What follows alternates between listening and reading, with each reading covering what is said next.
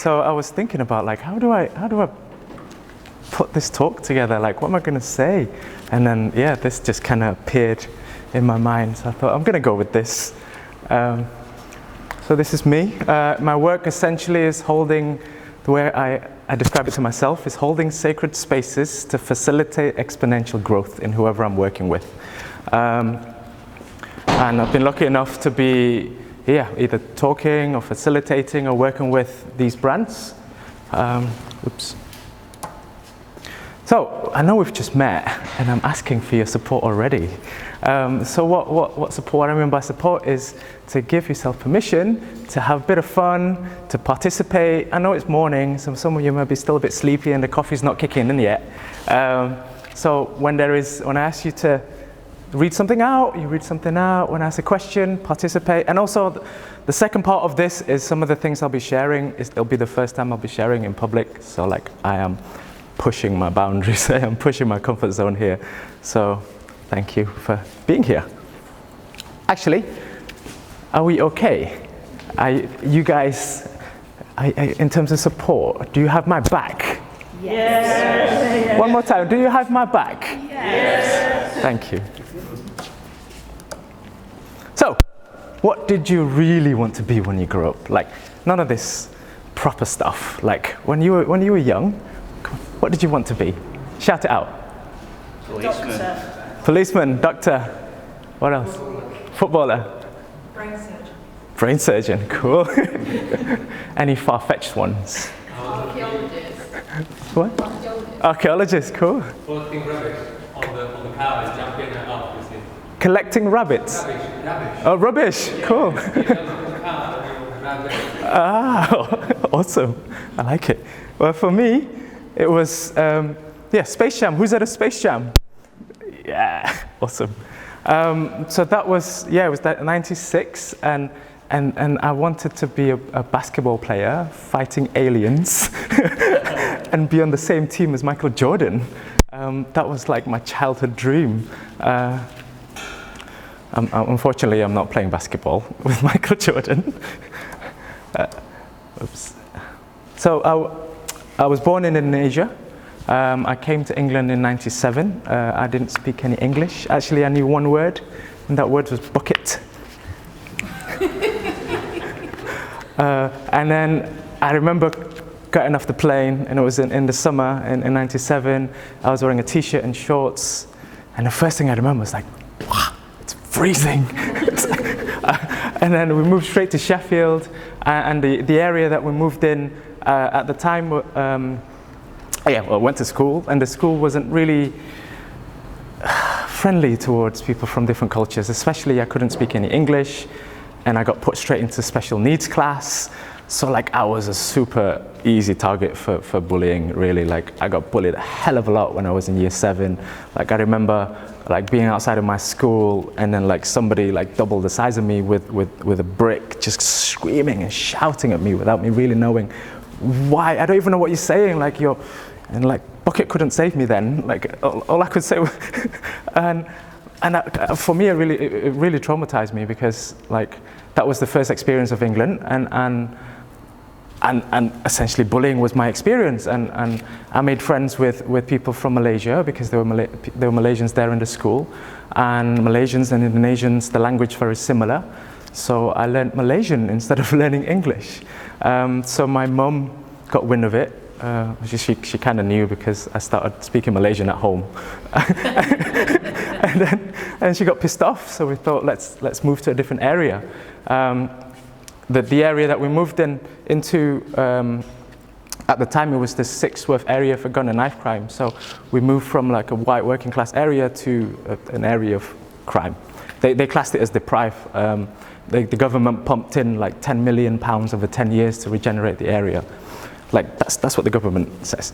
But it was amazing. Like it was incredible living there. Like these are like the different cultures of people that are living in the area. So as growing up, I got to experience and meeting people from all these different cultures.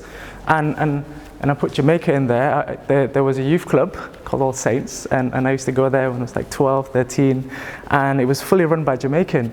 And as I was learning English, they were speaking in patois. So instead of learning English, I learned how to understand patois first, and then it became English. And they were running courses in like IT, English, maths, but they were running also courses in breakdancing, DJing, music production, and t-shirt printing. And it really, like, I love DJing and I love dancing, and then it was a toss between the two. DJing, I couldn't afford the records because I recognized how expensive they were and I didn't have any money. And then so I went into dancing. And another thing that I got into was t-shirt printing. And I just fell in love with it, really. Part of being in this area, I guess, because I got bullied, like I was a naughty bugger when I was young, and then when I got to England, I think I became like a turtle. Like my arms and legs and head was like retreating into myself.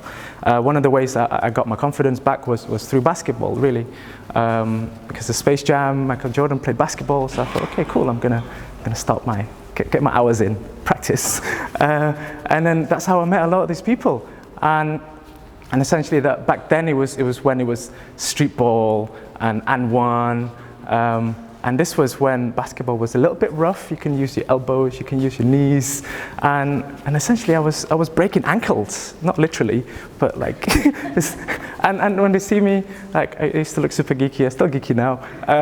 They saw this short Asian kid and was like, oh, we can beat them, and then underestimate me, I'll run around them and shoot the hoops, and they would make friends, and that's how I got to know. And I treated it like kung fu, really, like, you know, I was like, oh, I see your style, here's my style, let's have a fight, and then after that we just make friends, and that's how I met Gio, and we have it's been a good few years, but I'll get into that in a bit. That's essentially how I gained, inverted comma, my respect from the area, because there was a lot of my friends that was into gangs and drugs and all these things, but essentially basketball kept me on that path, because that was my passion. Like in year 8 I got a ball, brand new ball at the start of the year. At the end of the year it was bald. I bounced it. I played it so much. So I said after this is your bit, really. So I'm going to put a slide up, and then what I need your help with is just to read it out. It's really easy. Is that okay with you guys? Yeah. Cool. So I'm going to count 3, 2, 1, go, and then you start reading. Okay. I wonder if I start a project to help my friends grow. Cool. I love you guys. Oh, thank you. So as I mentioned, it was t-shirts. Really, it was a course in like a 6-week or 8 weeks course in screen printing. So I got to learn how to make t-shirts, and then I realized that I couldn't draw. So it kind of was a bit of a problem. And then I played basketball with Gio, and then he could draw, and we were like, oh, let's start a label. So we started screen printing, and then the access to the screen printing studio stopped, because they said, oh, you need health and safety, you need a tutor there. I was like, I've got the certificate, and I know how it all works. So because the area was deprived, luckily I got support to apply for some funding. This was when I was 17. And the idea was using fashion to help essentially the friends I used to play street ball with, to help them change their mindset from the gangs and the drugs and the really narrow-minded set of the area of what does success mean, which is water, cash, and you drive an Audi TT. That was all from drugs, and that was success to a lot of my friends. So what I wanted to do was actually show them that if I can start a project, not knowing how the hell I'm going to do it, learn something new. I was learning a CAD software. It was Corel Draw at 17, not knowing how to do it, and then a cam, which is like a vinyl cutter. So we made t-shirts essentially, and there was like 10 people, 10 of my friends that attended that, and then 9 of them at the end started thinking in terms of, well, what jobs do I want to get, what can I start, what projects can I start, and really shifted the mindset. And then over the years, it evolved into so many really interesting and amazing things. So that was an event in Liverpool. It's like an international dancing festival, so we sponsored them. We ran a fashion label, we did photo shoots. This was an empty warehouse. they said, oh, do something cool. And then Gio thought, let's make a robot from cardboard and run a fashion show and bring music and bring people together. And we had a shop. So this essentially, like in my mind, essentially this was the mission. It's essentially how can I support the people within the collective to grow. And it evolved into so many different things over the years. For example, here, it was during Tramlines Festival. It was on Division Street. We got 100 people together. So have you heard of flash mob before? Hands up. Yes. So this was like a fash mob. So it was like a fashion and a flash mob combined together. So 100 people together, got them on the streets. We started dancing. And then everyone was looking outside the windows, more and more people came through, and then from that, we turned it into a 70s soul train where people came down 2 by 2 dancing, and then from that it turned into a catwalk, and then we just disappeared. So it was really, really fun. This project was in the Tate Modern. They invited us to come down. We were doing a theatre piece, and they wanted to do an excerpt. So they said, come down and perform there. So really fun. I'll play you a video. Oops.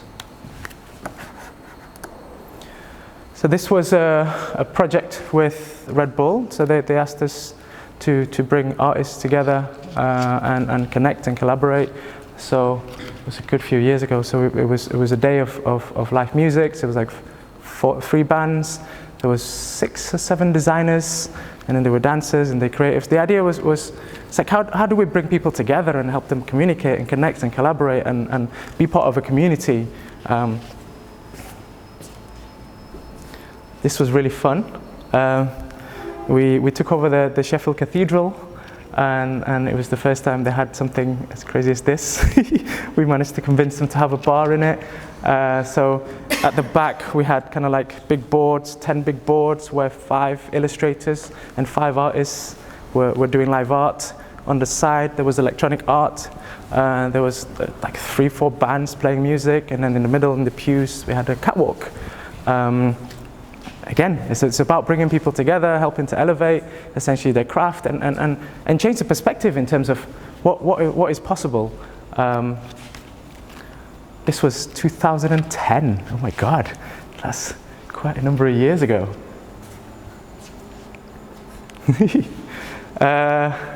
So one day in my kitchen, me and my friends were like, let's start a hip hop theatre company, as you do. And we started rehearsing every Sunday for the whole year, and the story that we came up with was an exploration in terms of the story of between a father and a son in an unconventional therapy session.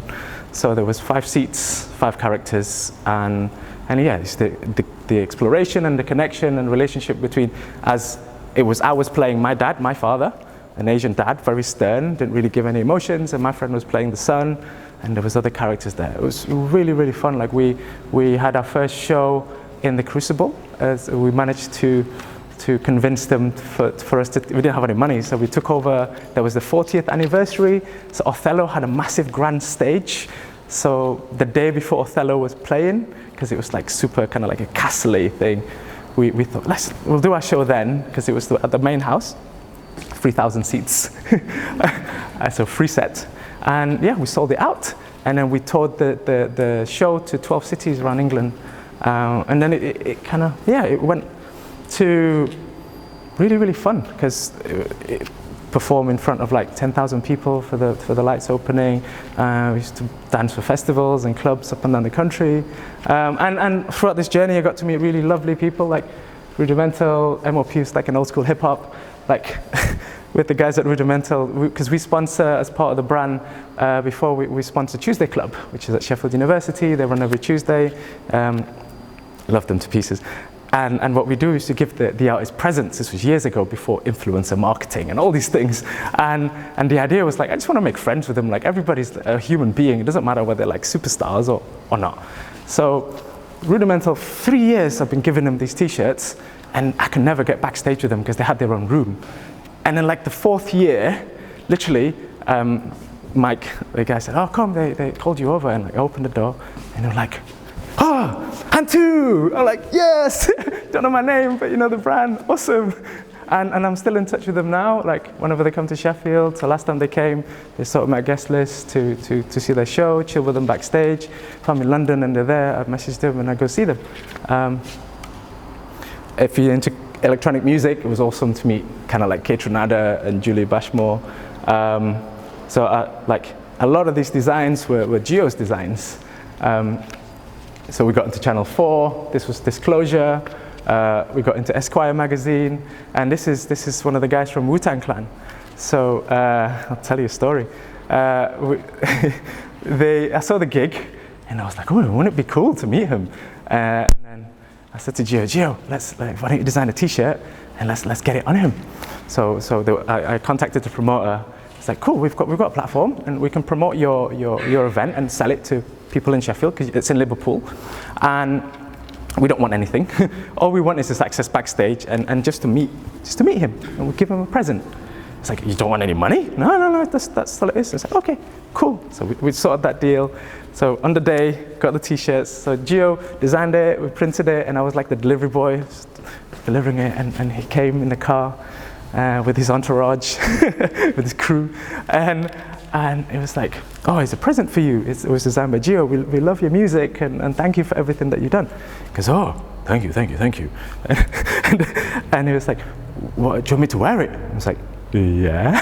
Do you want me to wear it now or later? I was like, what do you mean? Do you want me to wear it on stage? Yeah.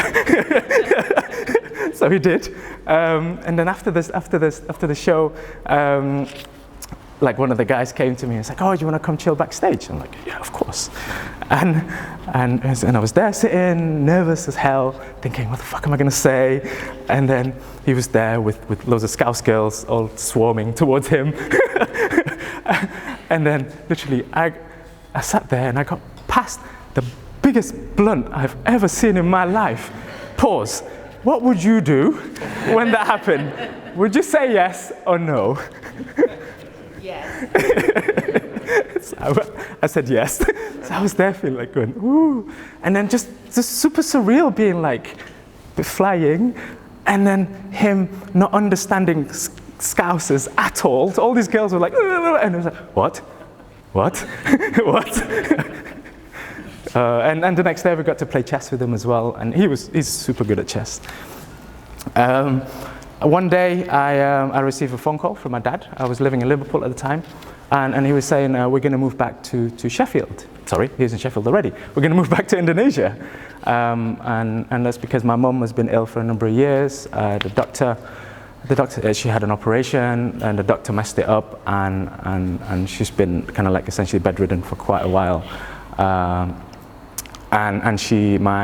My father sent the files to his sister, and essentially got told off, saying he's not looking after his wife. So literally, he said, within a week, we're going to move back to Indonesia. What are you going to do? And I was like, I'll stay.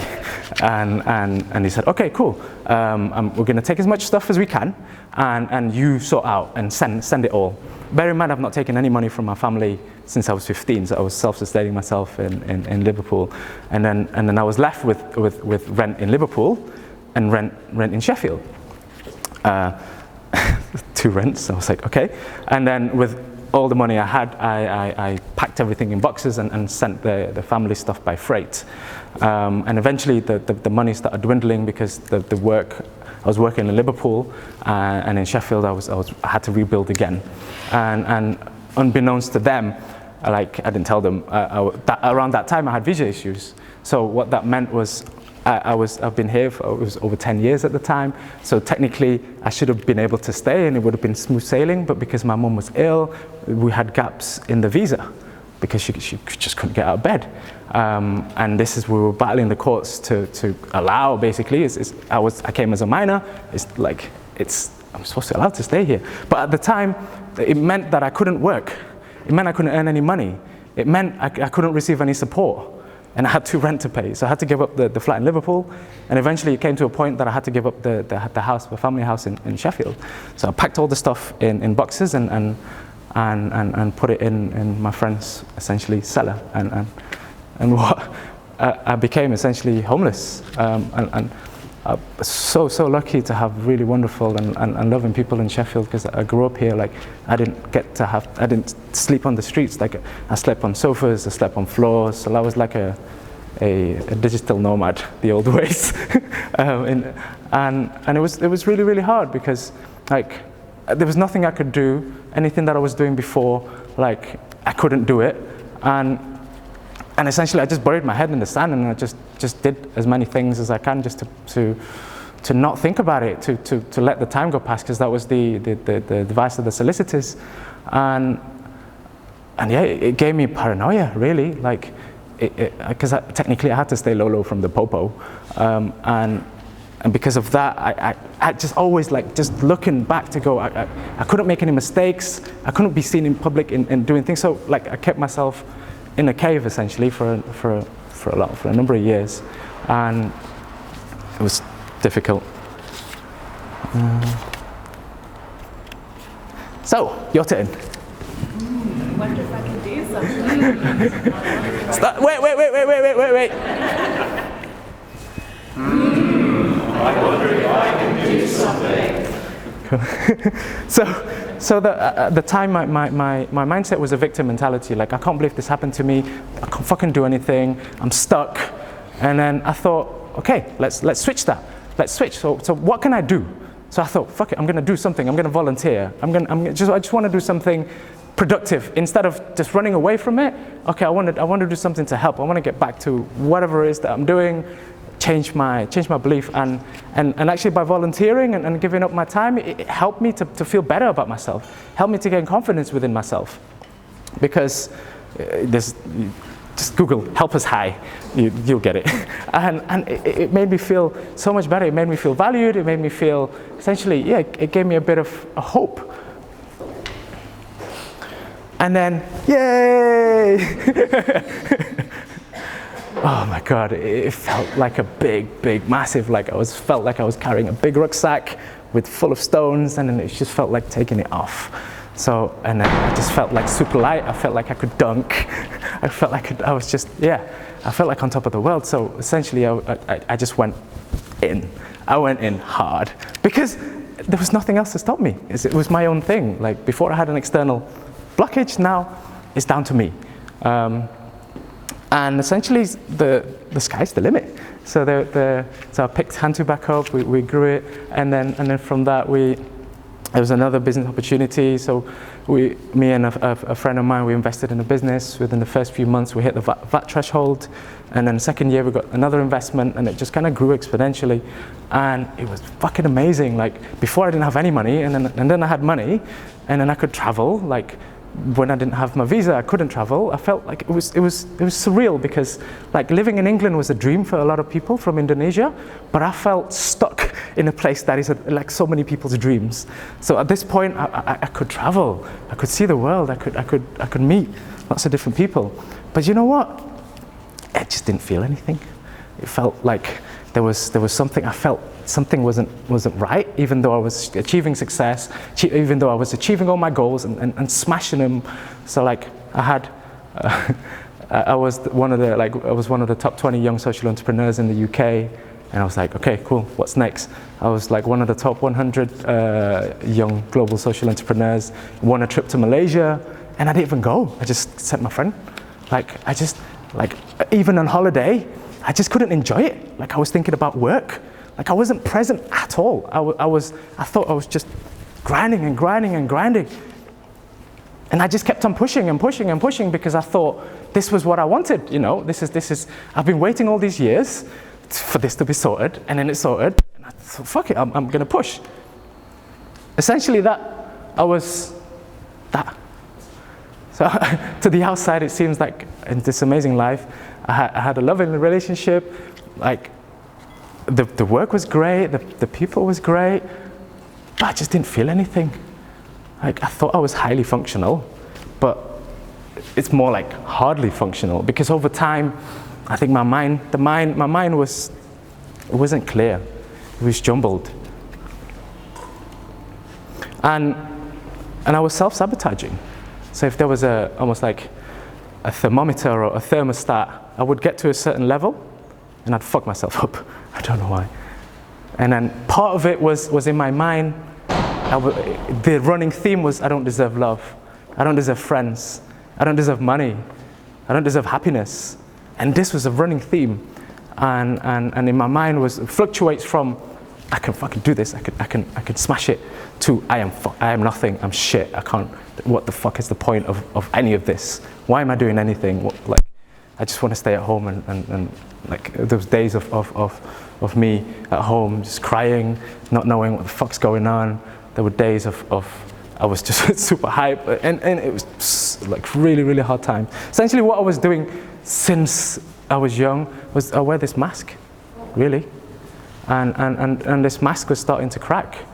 The mask that I was wearing was Angga's like super happy and great all the time. But I am like, I love like being happy, I love giving positive energy. But it's not like, not all the time. But I was under the impression that I had to play this character like all the time. So I could never show feeling sad, feeling angry, feeling frustrated, feeling tired. I didn't give myself permission for any of those. And the cracks to show, and like the cracks only start showing at home. Like I had outbursts of rages. It wasn't anything. Things would snap me off, like 10, 15 minutes of madness. And the madness wasn't anything. I was angry at myself. I was angry at the fact that I couldn't really portray or step into my authentic self, and I didn't know who was my authentic self. There was this inner conflict all the time inside, while outside it just seems like incredible relationship, incredible business, incredible person. So it's like, oh, your life must be great. I'm like, mate, you don't know what the fuck's going on inside at all. And the suicidal thoughts kept like becoming more and more rapid. Like there were points where I was scared of my own brain, where I felt like I couldn't control my own mind.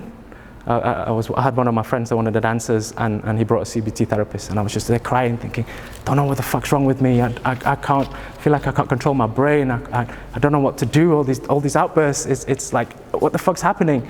And I remember like just going to my kitchen. Can't count anymore. Just open up the drawer, thinking which knife is the sharpest knife that I can fuck. Like watching horror movies and samurai movies, like all my childhood didn't fucking help, because it just made my imagination go wild. Essentially, what I went through was a quarter-life crisis. You know, people have midlife crisis. I have my existential crisis at 25, 26, and it wasn't a good place to be. It came to a point where I couldn't hold it any longer, and I thought, fuck it, I'm gonna drop my ego, because before I was like, I'm a man, I can do this, I can deal with this, fuck the world, this is all right. And then the egos dropped. I went to the doctors, and then they said, oh, here's some antidepressants. I took it the first day, and I was feeling like, on a scale, it was -3. The first day I took it, I was -8, 9 or 10. It made me feel so much worse. Yes, I know this is the side effects, but that day I thought, fuck it. Like, it made me feel this bad. Like, there must be another way, because there was a time that I remember that I was okay. So this is not permanent. So what can I do to get out of this myself? So it's a shift of mindset. So I really love this in terms of uncomfortableness is why we grow, but pain is why we change. So I didn't have a choice to change. I had to change.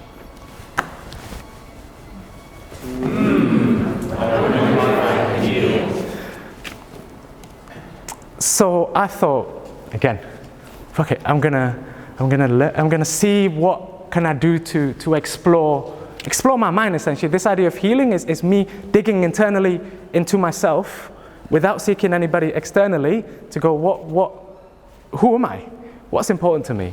And my journey went from like the sciencey Western psychology, medicine, to the like super hippie shit, like ayahuasca, DMT, salvia. So it's really explorative part of my life. I'm still on that journey now, because it's about a continual exploration of who is my authentic self, what is really true to me.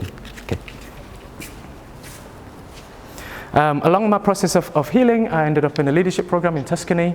So that was 29 people from 21 different countries. There were 300 applicants all over the world. I was lucky to be part of them. It was the first time that I gave permission to myself to stop. Like, I'm a fucking good doer. Like, I get shit done. And this was the first time that I went, okay, maybe for me to stop is a good idea and slow down and reflect, you know. I'd never reflected before. It was just going. And I thought, what is this magical tool that they use? And it was coaching. So I thought, I'm gonna retrain in executive performance coaching with the parent company. And essentially, what I do is it's hold spaces for people. And this is, yeah, I feel so blessed and grateful because I get to hold spaces and have conversations that and say it as it is, like the way I see it. I'm like a bastard friend. Like, I'm your friend, but I'm going to say it without hurting your feelings or ego, because it needs to be said. It needs to be, for you to grow, this is what it is. And yeah, lucky to be working with Majid. Like, it was the Lord Mayor here, and then he's MEP, so, which is awesome. Maslow. Along my process of healing, 3 of my friends took their life. 3 of my male friends took their life, and it really, really broke my heart, and I wanted to help. And one of them was a police officer, so I thought, wow, like, that's crazy.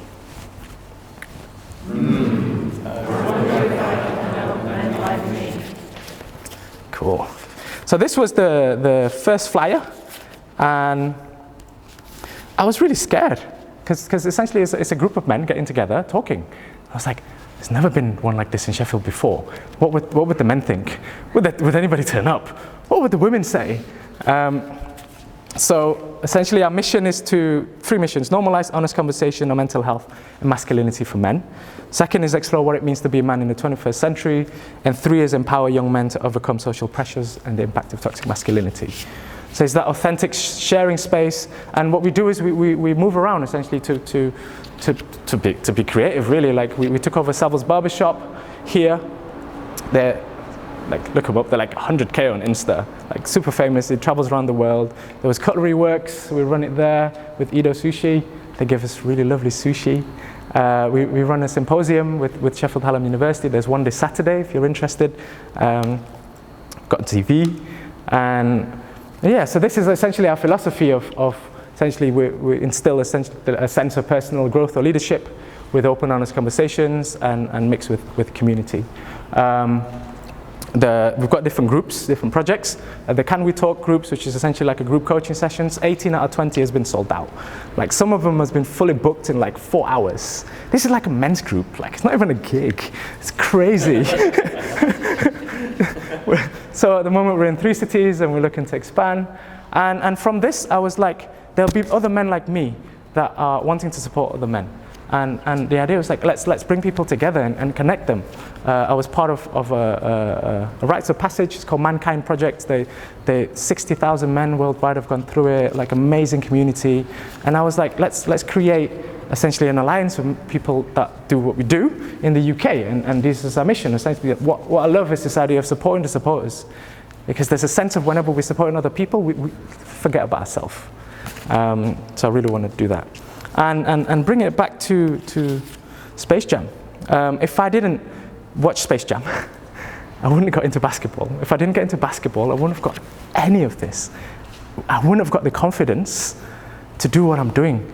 And let's philosophize. So if the whole world, the whole world is you, and the Earth team is your conscious thoughts, yeah? And then the monsters or the aliens are your unconscious thoughts, your limiting beliefs, your demons, and then the ball is your focus, is your awareness. And you're in constant battle, this is me including, you're in constant battle of keeping the ball on your team and scoring. But at any moment, it can just be taken away from you. We live in a super distracted world. Our attention can be taken away at any time. So it's about being present and aware. So before I close, I just want to share 3 game-winning tactics. First is be you, be your authentic you. Explore, who are you?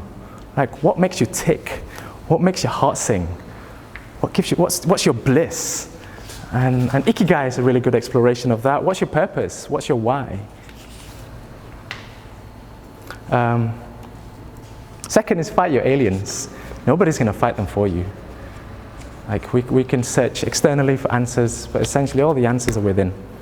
It's exploring ourselves, and it's about doing the work. Doing not the work externally, doing the work internally as well. Because if we don't do the work internally, it's going to bite us in the bum without even knowing it, because it happened to me. So I'm always aware now to dig deep into what are my past traumas, what the fuck happened in the past, and have I dealt with it? Or have I just put it aside and not thought about it? That is, it's the ripple effect. So what I mean by that is if you're feeling like shit, just help one person. Help a person you love, help a person you care about, but without any expectation of any return. Doing a good deed for the sake of good deed. You'll feel good about it, and you never know what that act of good deed can escalate to. Because essentially, like Steve Jobs, you can only connect the dots backwards. And if I didn't have the mindset of helping my friends, I would not be here right now. And I wouldn't even dream that when I first started playing basketball with Gio and making t-shirts that I'll be doing this now. So before I leave, this is the last slide. So my name is Angga Kara. Thank you so much for listening.